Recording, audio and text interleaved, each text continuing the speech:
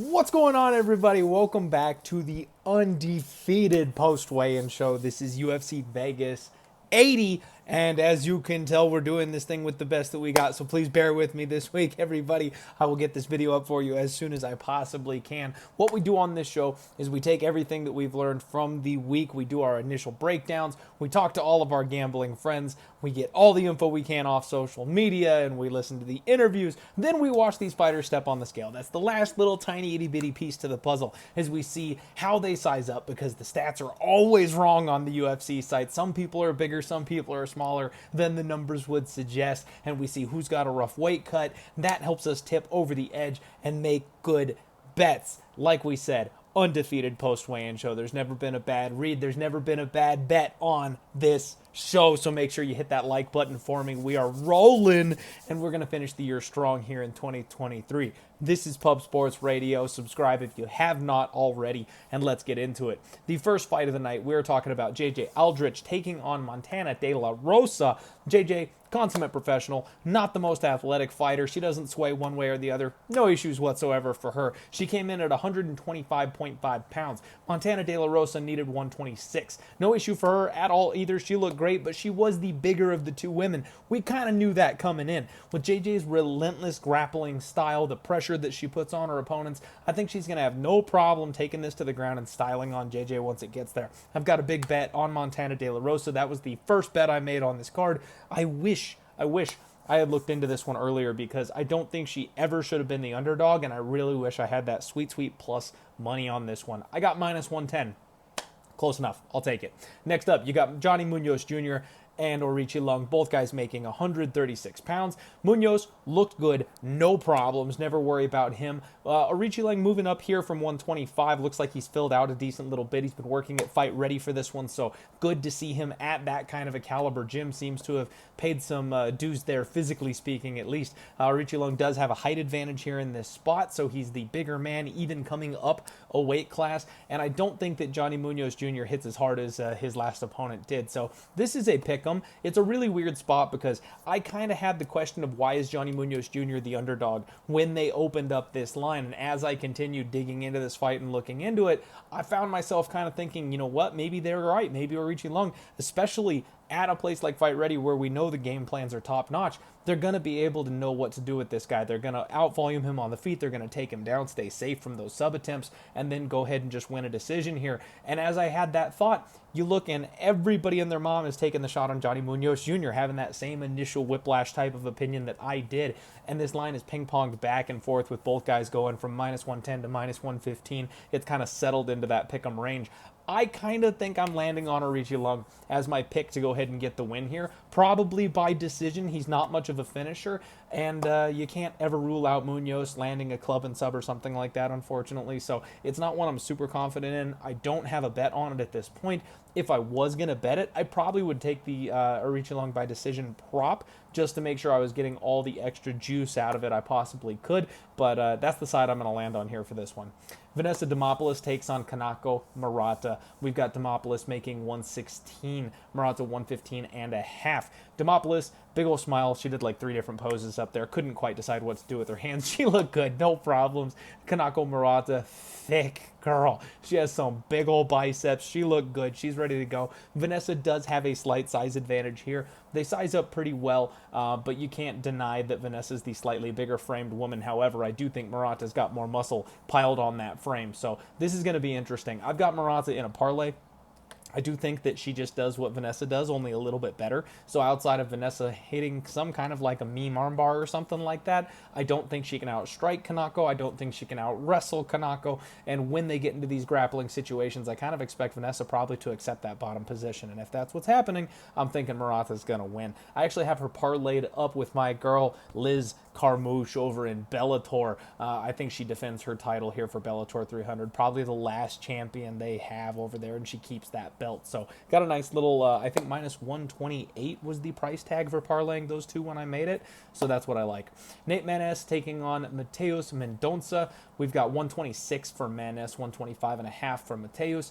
Nate Maness looks sucked out as fuck, man. It's brutal watching this guy trying to make 125 pounds. I don't like it. It's uncomfortable. You can like literally see this man's skull as he stands on the scales. He was hunched over. He looked awful. It's tough to see him do this, man. When he like turned his back and walked away, you could see his rib cage through his back. It was awful. I don't know how he makes this weight class. Mateos, he's also dropping down to 125 for the first time, and it looked like he was bouncing before he got to the scale. He's got plenty of energy. He moved well. He does look sucked out and shredded himself, however, not nearly to the extent that Nate Maness is. Nate's got a big old height advantage in this one. We knew that was going to be the case. This was a good stare down. The thing that worries me about this is I think Mateos is more suited to 125 pounds. I think he'll be able to maintain 125 pounds much, much better than Nate Maness is going to. So because of that, I kind of still lean towards him. I don't like the money line price. I love my guy Nate. He's a complete dog. You got to kill him to get him out of there. But he also does get rocked really badly, like every single fight, and have to fight his way back into it. So he's a dog that'll fight for your money at that plus 200 mark. I don't mind if you want to take a flyer on it. I'm still contemplating the under, especially with how rough these guys both looked on the scales today. Haven't made a bet, though. I'm still not sure what I'm going to do here. I'm going to be rooting for Nate. I know that, though. Next up, you've got Diana Belbiţă taking on Karolina Kowalkiewicz. Belbiţă 115.5. Karolina 116. Belbiţă, she looked good, no issues. Karolina, on the other hand, extremely sucked out, needed the box of shame. Her face looked rough, like she looked like she was having a real hard time on the scales today. She is getting older, she's getting up there. Harder to make these types of cuts over and over and over again. Decent height advantage here for Diana Belbiţă. They did do the girly pose where they got together and they both throw up peace signs at the end of this thing. So friendly face-off here. I did take the shot on Diana Belbiţă. I just think that Karolina is going to struggle with the range here on this one. Diana's the meaner of the two fighters. I think she hits a little bit harder, even if she's not the more well-rounded fighter. I do think this is finally the changing of the guard spot where, Karolina is scraping the bottom of the barrel in this weight class to stay relevant and still struggling with some of these girls. I think Diana, with a couple of improvements, is going to be capable of making her uncomfortable and getting this win. Whether it's her getting, being the bigger, more physical fighter and finding a sub on the ground, whether it's her getting to Karolina with the range, landing harder, and we see that, shell up again because she just doesn't like getting hit these days anymore. I think she could finish her. I think Diana Belbiţă could win by TKO or sub. And then, of course, the classic women's MMA split decision is always on the table. Ion Cuțelaba takes on Philipe Lins up next. 205.5 for Ion, 204 for Philipe, which is interesting because he's coming down from heavyweight.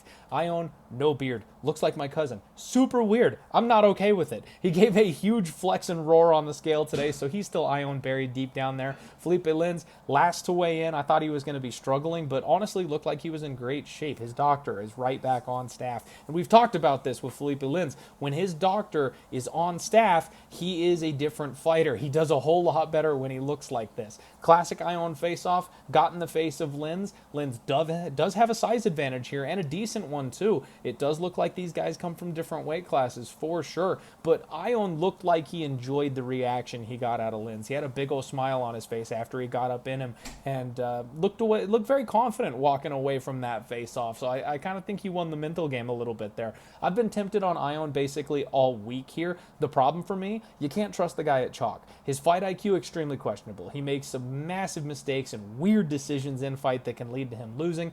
I do think we're seeing kind of a maturity turn for Ion Cuțelaba. He's not happy with the way his career is going. He's from a good camp with a good gym.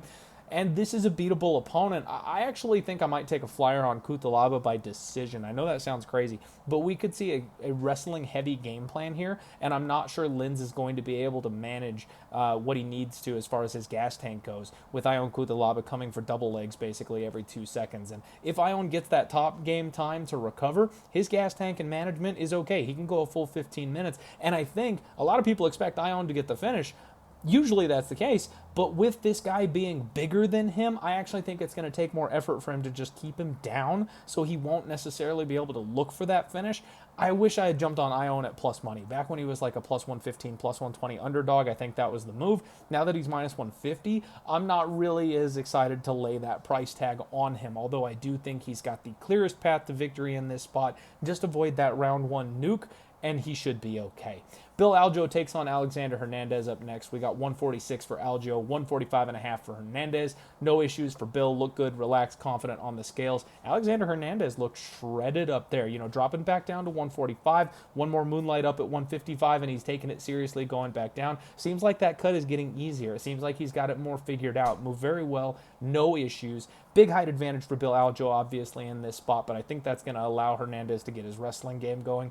I took the shot. I did. I had to. I've been staring at it all week. It's been bugging me. I wanted to be on the Hernandez side. Felt like I couldn't trust him, but I pulled the trigger. I got plus 110, missed the plus 120. I'm okay with that. He's flipped to being the minus 130 favorite here. I'm not sure what happened, but somebody with deeper pockets than me, somebody with the respect of the bookies, has obviously come in on Alexander Hernandez because now he is the favorite in this matchup after everybody all week has been betting on Bill. So reverse line movement on that one, folks. I got in at the plus number. That's something to definitely keep your eye on. I'm not going crazy. It's not a 2-3 unit bet or anything like that. It is Alexander Hernandez after all. I do know that he can be had the deeper the fight goes. I know he can break. I know he can throw in the towel sometimes. I think he's got this one. I think he's going to give his best effort here, and I definitely think that if the weight cut went smoother the way it looks like it did with him on the scale, I think he's got a good chance of winning this fight here. And again, maybe a sneaky decision look where I think it takes everything he's got to out-wrestle and out-grapple Bill Algeo, but he gets his hand raised. Co-main event, Drew Dober takes on Ricky Glenn. That's not the co-main event. We got one or two more here. Drew Dober, Ricky Glenn, both guys made 155.5 pounds. Dober looks fantastic as always. Ricky Glenn went up right after him. Looks like a wet paper bag by comparison. Glenn is a big guy. He's got a huge size advantage in this spot that I really wasn't expecting. This was kind of my concern. This is why we do the show. I think Ricky Glenn is on his way out. Drew Dober, I think, still has more upside. Drew Dober, I think, hits harder, but Glenn has been super durable his entire career. Got flash KO'd one time, and now everyone thinks that Drew Dober's going to roll over him. He's got a big size advantage here in this spot. This could be a very competitive fight. I kind of like the over. I wouldn't mind Drew Dober like by late knockout or by decision or something. I'm picking Drew to go ahead and get the win, but at the end of the day, Ricky Glenn shows up in these spots when you least expect it sometimes, so I'm not laying that big money line. We got Joaquin Buckley taking on Alex Morono. 170 for Buckley, 170.5 for Morono. Huge smile from Joaquin Buckley. Dude is jacked. My goodness. Absolutely shredded and jacked. Massive amounts of muscle on him. He took this fight camp very, very, very seriously. Alex Morono, Buddy had his hands on his knees, bent over, waiting for his name to get called to go up on the stage. He was having a rough time this morning. I feel bad for him. He made it. He was a little wobbly. Looked like it was a very tough weight cut for Alex Morono. Now, he's the type of guy, though, that doesn't matter. He's going to step in the cage and scrap tomorrow, regardless of how he felt on the scale today. So I still think we'll get our best performance out of Alex Morono, but he has a height advantage over Buckley. Boy, does Buckley have a thickness advantage. He's about twice as wide as Alex Morono, and that's what this is going to come down to. I think that explosiveness, that muscle, that strength, I think that's going to be in Buckley's corner here. He's just going to have to get around the reach. I did go ahead and make the bet. I got minus 170 on Joaquin Buckley. Looks like you can get minus 165 out there now, so the money does keep pouring in on Alex Morono. I get it, but I also don't get it. I'm on Joaquin Buckley here. We've got Abdul, Razak, Al-Hassan taking on Joe Pyfer. This time it really is the co-main event. Abdul, Razak, Al-Hassan came in at 184.5. Pyfer 185 on the dot. Abdul was filled out. He's a normal 170-pounder. He's pretty small for this weight class, but holy crap, he's got inflated muscles like crazy. Dude is thick. Joe Pyfer looked shredded today. He has been doing some work. He has been putting his time in. And he gives me Paul Craig vibes up there these days. I'm not sure what it is.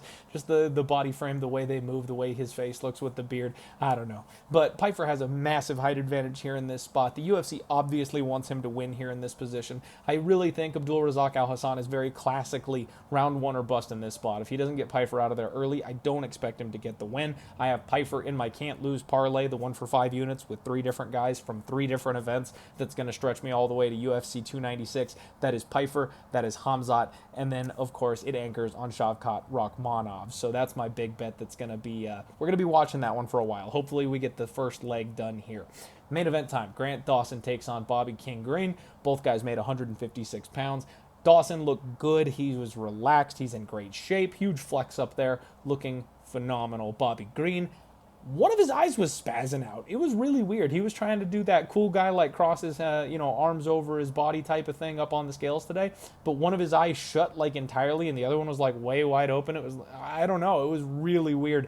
That seems like a bad thing. However, he was okay when they got to the face-offs. Weird face-off. These guys are like talking about keeping the energy and stuff like that, but Bobby Green saw a video that Grant Dawson put out. Grant Dawson told him he knew he was really a nice guy deep down. I don't know what to make of that. This is the weirdest hype I've ever seen for a main event, the way these two are talking to each other. At the end of the day, I got to go with Grant Dawson. He's a big favorite here in this spot for good reason. Bobby Green gives up his back every time he gets into any grappling situation ever. I think Dawson will backpack him, take advantage of that. And then I do think eventually he'll go to work with elbows and ground and pound and get the ref to step in and stop it. Bobby Green's not an easy guy to submit, so I do think Grant's going to have to resort to pounding on him to getting him out of there.